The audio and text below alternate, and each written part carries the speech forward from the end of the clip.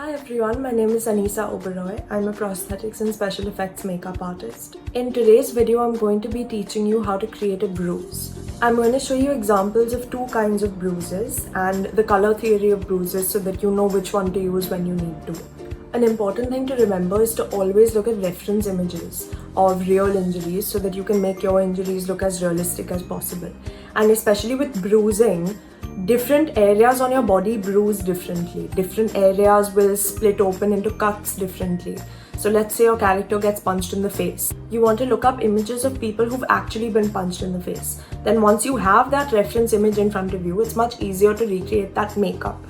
Before you create a bruise for a theatre production, you need to think about when the injury took place.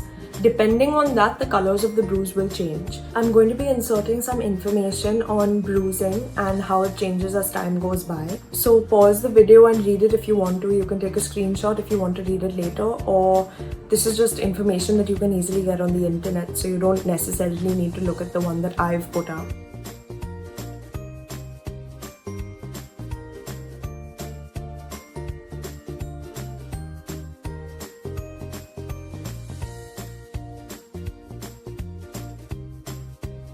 I'm also going to be inserting a series of pictures which shows you the progression of a bruise.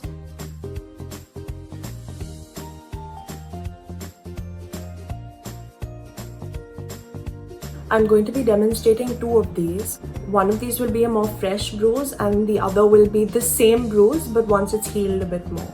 So you can see the differences. I'm going to start with the fresh bruise. I'll insert a picture of the one that I've chosen here.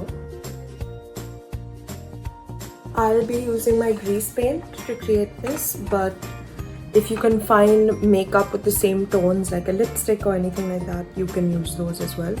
So the tones that I can see in this eye that I'm going to be using are red, purple, bits of blue and a hint of yellow. So it's just about placement. Once you're looking at the reference image, and I'm using this fluffy brush, you just start placing the product.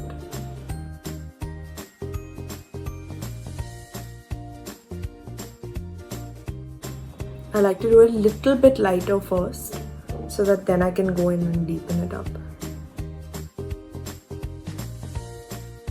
You can see that this area I've left, that's because in here they have very light reds and yellows if you're looking at the reference image.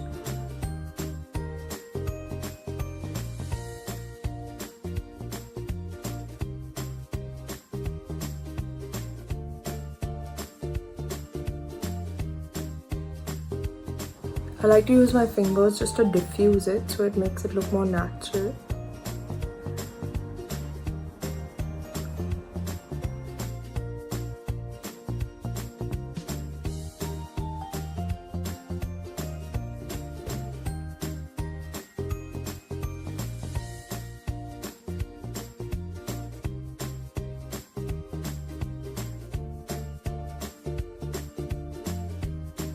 So instead of putting color in here, I'm just going to diffuse it with my finger so that the grease paint moves up a little bit, but it still leaves it with just a tint of the color.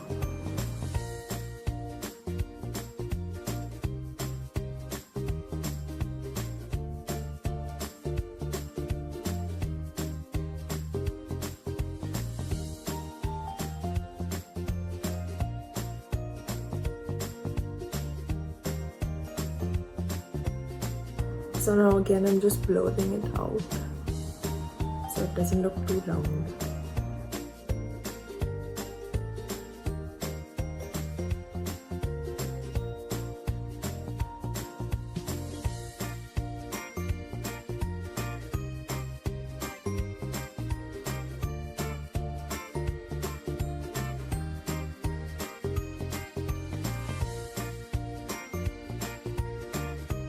So this is the bruise that I've done. This is a slightly more fresh bruise. It isn't a completely fresh bruise because those would be a lot redder. This is maybe 1 or 2 days after the attack. I'm going to powder it with some translucent powder just because grease paint can get very shiny and you don't want that to show up on stage.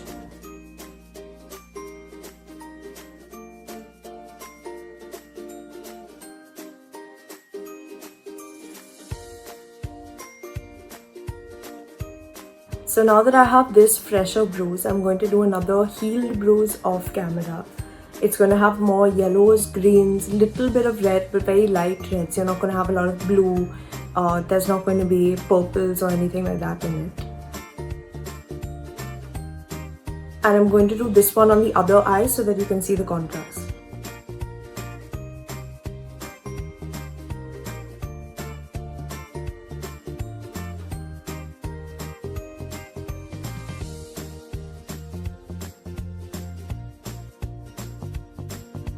So this is the final healing bruise. As you can see, there are shades of green, yellow and lighter reds. You don't see a lot of blues or purples or anything in it, but again it depends on the reference image that you've looked at.